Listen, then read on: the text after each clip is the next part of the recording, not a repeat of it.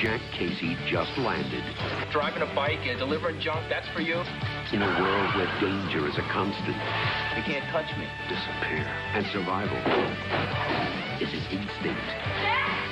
Jack Casey's gonna teach the streets a whole new set of rules. Kevin Bacon, Quicksilver, rated PG. Hey everybody, welcome back to another episode of Unfinished Business Television, where guess where we're going? We're going deep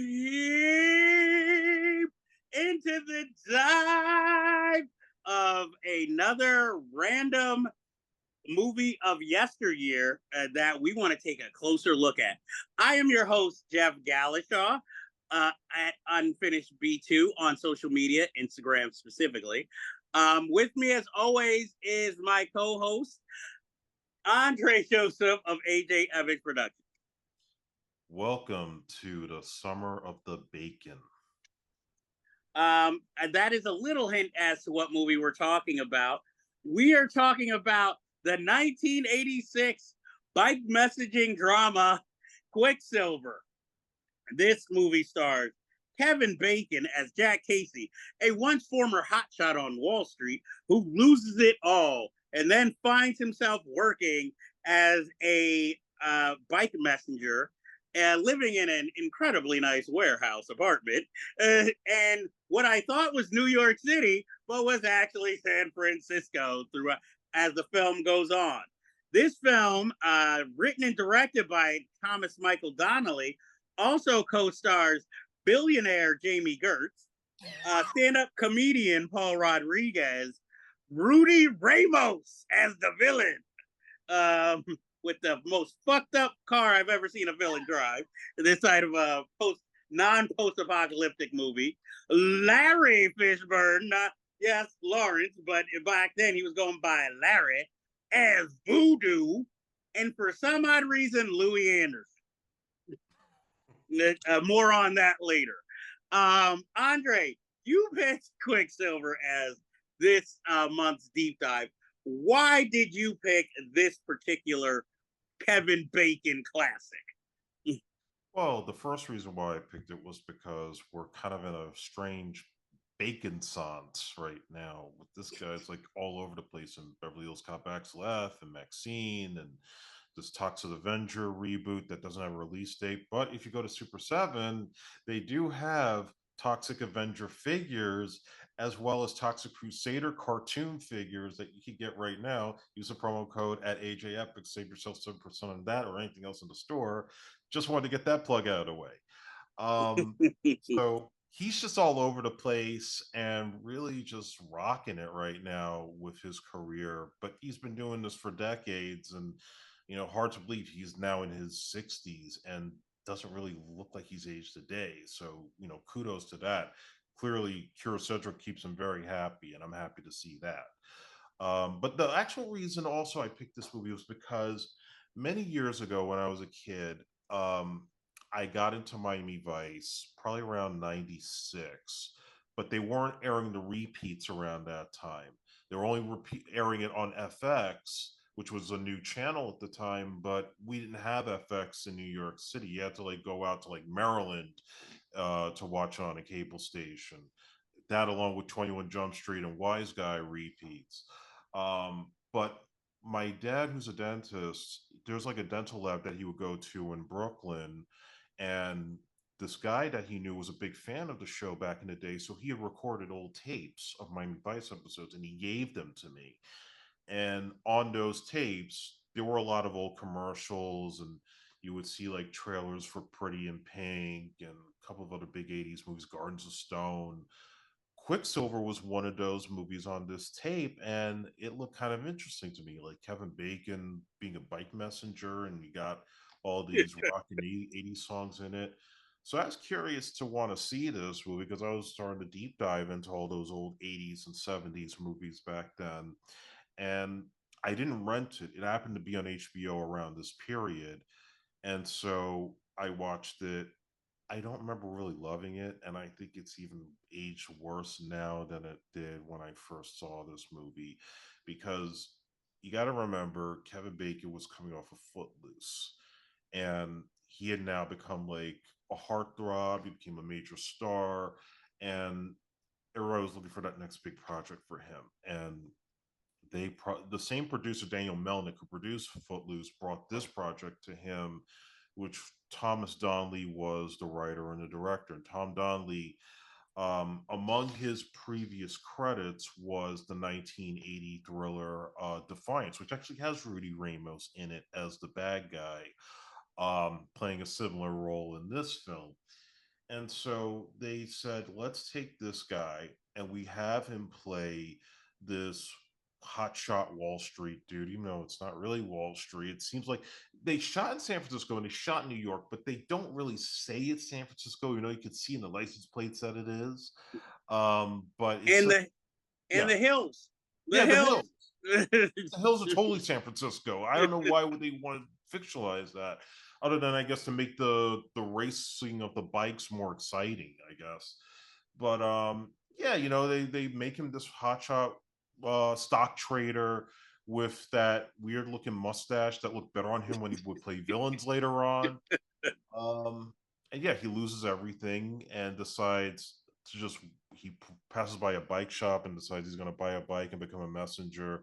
And he works at this place called Geo's with all these strange type of people that are all like stand-up comedians and miscast actors. And like there's a lot going on, and that's why this movie is such a strange hodgepodge, because for his plot he loses everything and he gets into the bike messenger thing to make ends meet, but then you have the stuff with like he's disappointing his father who's got financial troubles because he just lost his job, so there's a whole thing there that's never really fleshed out. He has this girlfriend that comes in like 30 minutes into the movie who doesn't like his job, and you can clearly tell that's going to go south. Um, and then there's the whole thing with Rudy Ramos, who is this courier drug dealer named Gypsy, which I never forgot that name, Gypsy, of the guy running around in this beat up car. And he's using these messengers to do his deals and to, traffic drugs, traffic weapons. And Lawrence Fishburne is his go to guy until Fishburne, spoiler alert, dies halfway through the movie when I guess he betrays him and he gets run over by the car. So now you got Jamie Gertz, who I think they cast her to be Hispanic, but they don't say it. But she's like constantly lying about her backstory. She doesn't want to get into it. And you think there's going to be a romance with her and Kevin Bacon. That never happened. And now she's threatened by this guy. And Bacon has to, at the last minute, try to save her in this big climatic showdown between the bike and the car. And just before we came on, I was watching the TV spot. They actually spoiled the ending for this movie, which probably tells you they didn't have much faith in it, knowing that this was not the strongest plot. But you see, that's the thing. It's all over the place, but it's sold on MTV visuals, and half the movie is just montages and excuses to sell its soundtrack. Hell, even its end credit sequence is probably longer than the picture just to get all the music in there. Roger Daltrey has his theme song, Quicksilver Lightning, which was getting rotation on TV. Ray Parker and Helen Terry, who was part of Culture Club, do a song called One Sunny Day. I didn't even know that was Ray Parker Jr. for years until I found the video for it. And they want to obviously showcase all the stunt people riding their bikes, even the people that train Kevin Bacon and the actors on the bikes. And again, like Listen to Me with Jamie Gertz, it's weirdly cast. You got Louis Anderson, you got Paul Rodriguez being Bacon's buddy, who his dream is to buy a hot dog stand and sell hot dogs. Look, let's not knock people who have food cart stands. They do pretty well. I'm not gonna lie. But yeah, it's just a strange movie that is so horrible that even Kevin Bacon admitted it was the lowest point of his career and kind of changed his trajectory, where he realized I got to just be a character actor. The starring role stuff doesn't work for me. Even though he had some gems. I mean, The Big Picture, I think, is one of the better movies of that time, but this is not. So that's Quicksilver in a nutshell. Well, as far as career low points, obviously he's never watched Criminal Law, which he was in. That to me is a career low point, even with Gary Oldman in it. This movie, until you suggested it, this was always one of those movies that was infamous that I knew about, but I never watched the whole thing, even as a fan of Jamie Gertz. So finally watching it, and strangely enough, it's pretty much what I thought it would be the whole time. I mean, some of it's more out there plot elements. I'm just like, okay.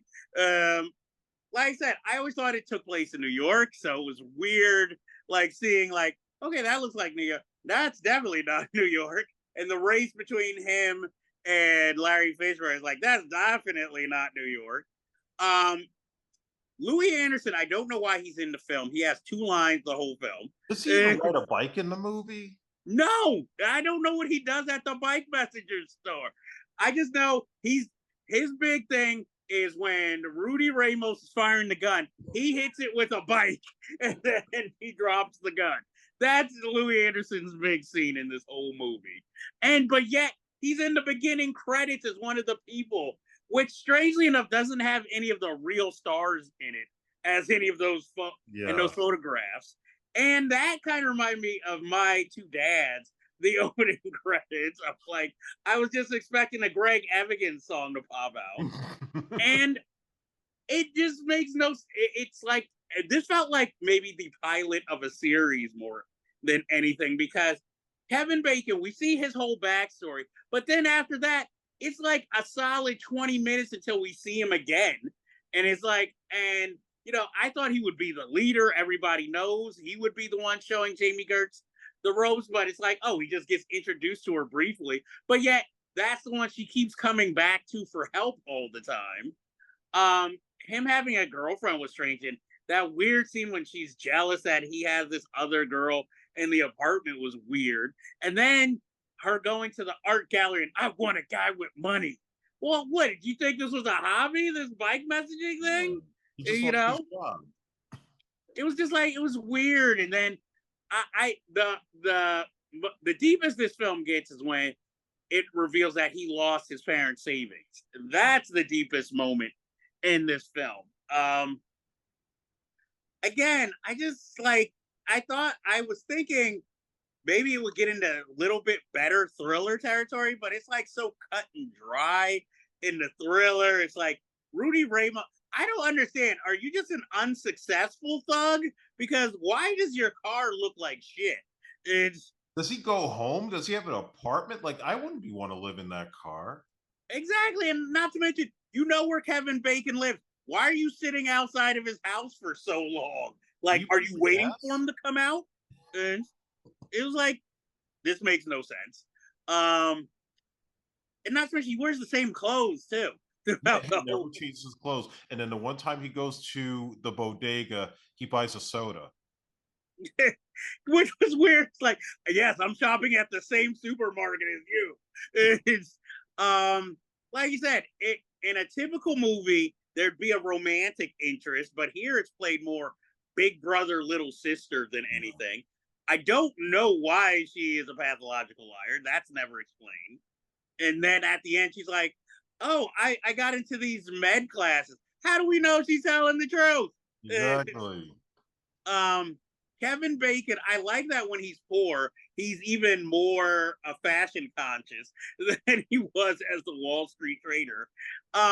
And to show true gentrification, he steals the black messenger's hat and wears it throughout the film. So I'm like, so you're even taking his identity? I don't know. Was the mustache meant to make him look older? I guess older, uptight, and I'm a stockbroker, and I'm big shit. And so when he shaves the mustache, I guess it's supposed to make him look younger and cooler, and obviously to play up his good looks back in those days with the hair. And I like that he won't go back to the stock market to help his parents out. But Paul Rodriguez is about to have a baby and needs a hot dog stand for $7,000. Oh, yeah, he cuts him a check. And then this whole loan shark storyline where I'm like, I don't think a loan shark would really be that intimidating. Like, no, you're gonna take this buddy, you know. And really, he's still driving a Cadillac, the loan shark, in an all white suit. I'm like, well, we're not getting rid of some tropes. Also, maybe you can explain when Rudy wants to take Jamie Gertz. Who's the black dude in the suit, and why is he there? Yeah, that's probably the director just putting cartoon characters in to show how seedy that area is. And okay, she couriered his drugs. She doesn't want to anymore, so now he's trying to whore her out. Whore her out to try to kill her for Or is what? he trying to rape her? That scene in the bathroom, like, dude, you have a car, you have some cash, you don't need her. It's not like she's going to go to the cops as a witness against you. And not to mention, how does this diner, how are all the toilets fucked up? Yeah. And did we have to see that? It's like, I don't need to This see way, Gibby the Gypsy movie. I want to know his story. it. Well, it would probably be more eventful than this movie. And then he shoots the one guy who I didn't even know was the guy with the big hair because he has his pilot helmet on all of a sudden. It's like, this movie is like, what? It's excuse me. I will say it's entertaining only because you're like, where's this going half the time? I will say Scenes like him riding the bike in his apartment while his girlfriend's doing ballet. Like, okay, what does this have to do with the plot? Or the obviously the showcase bit with the Ray Parker Jr. music as they're all dancing on the street and everybody stops clapping and like, okay, is this a story or are we just doing MTV promos? This is not Flashdance, and even Flashdance is not particularly good. that was, I think that's what it was. It was that those scenes were for the MTV audience Yeah. and to show how handy he is with his bike and all this. And you got Lawrence Fishburne, cut down in his prime. Then you got the black dude from the Warriors who's just always in the background and has no lines. It's like, well, then why is he here? The one thing I'll give it, if you're looking for something nostalgic for 80s and what things looked like, this is your movie because that is what New York sort of looked like in the 80s. That was how people dressed. I don't know what I was it cold where they were? Because why is she wearing hats? Is that to hide her good looks or something? And That's a good question. I don't know what time of year it is because you got Kevin Bacon in sweaters, you got Lawrence Fishburne overdressed, Gypsy in a leather jacket. Is it spring? Is it late winter? Like, I don't know. and what is different about these hot dogs? That it's Hector's hot dog. Are you like gonna offer? You gonna have a grill like they do in California, where they kind of fry them a little, or is it just dirty water fries? Yeah, he's trying to break it down like he's buying a new car. And I'm like, well, this is not really anything unique. You just want a regular hot dog stand. Just make it clean and kosher. Exactly. Unless the big thing was, I've got the perfect location or a perfect spot to have my stand in, or he was gonna make it more of a like a Gray's Papaya, like a storefront hot dog place rather than a cart. I would have rather the storefront. Exactly. At least he would have needed more money than the 7,000. And I can't tell if it was just meant to be stupid or was it a little racist that he's wearing, a prom basic a suit to try and go get his loan. And It's the 80s and it's done by a white guy. exactly. That's why I was like, so he doesn't know what a good suit looks like. I'm like, I come mean, on. this movie's full of stereotypes. Exactly. He goes into office buildings all the time to make deliveries. He doesn't know what a good suit looks like. Mhm. I'm just like, this was just there's That's like why I I said, think Jamie Gertz was playing Hispanic and just didn't put on an accent because she looks and is dressed like she's like a poor Hispanic woman. I think she at least knew better, like, yeah, let me not even go there. Like, hey, they should have got Ray Don Tong if they were gonna go It that would have way. been appropriate for it, yeah. But I don't think it would have been as memorable or one of a kind, because then they would have been like, because if Ray Don Chong's in it, then it's it's the interracial movie, or the interracial romance, even though it plays more like a Star Trek episode, because like, oh yeah, they're close, but they don't get intimate or anything, or romantic. Like I said, this is something to see, just one of those like, hey, it came from the 80s, folks. I can't say it's a good movie. It's better than Listen to Me. I'll give it that. A little better than Premium Rush with Joseph Gordon-Levitt. I didn't see that, but at least that you knew going in, this is pure thriller. It wasn't trying like, hey, this guy had a financial fall, and this is his comeback. And will he go back to Wall Street again? Let's see. Again, it's his 80s. He's going to have to go back. I thought originally, before I saw the film, it was the reverse. He was trying to go from being a bike messenger to a Wall Street guy, but was just afraid to try. That might have worked better than this whole, I lost all my money and my parents' money, but I have this kick-ass apartment. Yeah, how did you go to the apartment when you lost your parents' life savings? I guess bike messaging is paying well. Either that or he's living off of unemployment. Well, since it's the 1980s, that kids didn't move back in with their parents, especially to be reminded, oh yeah, why am I living here? Because I lost all their money. So that's why I thought maybe he was living in it with his girlfriend and she was paying for it. But since she blew off, I'm just like, how's he still affording this place? But yeah, that's Quicksilver in a nutshell. I mean, is there anything else you want to bring up? Any like trivia or interesting facts? And there's a couple of quick things.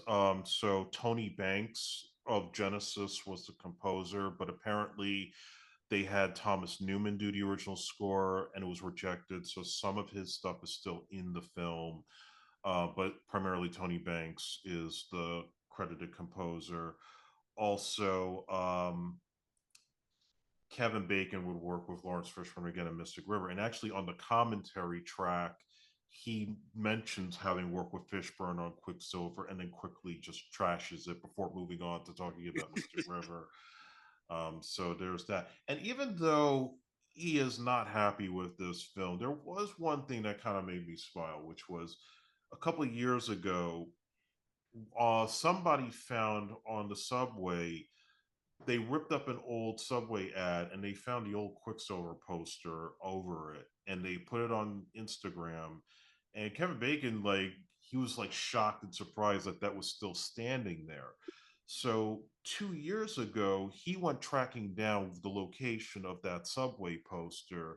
And though he couldn't find the location, he was able to be directed to somebody who was able to direct him to a bike shop in Manhattan where they had taken the poster down and had the physical copy framed inside this bike shop. So not only did he go to this shop and sign the poster, but the shop also had a replica version of the bike he rode in the film. And so he thought, hey, it was pretty cool because apparently the bike owner really loved that movie. So that was kind of like a nice way of saying, okay, he doesn't like the film, but there's some fans, and he was kind of appreciative of that. So yeah, Kevin Bacon's a regular dude.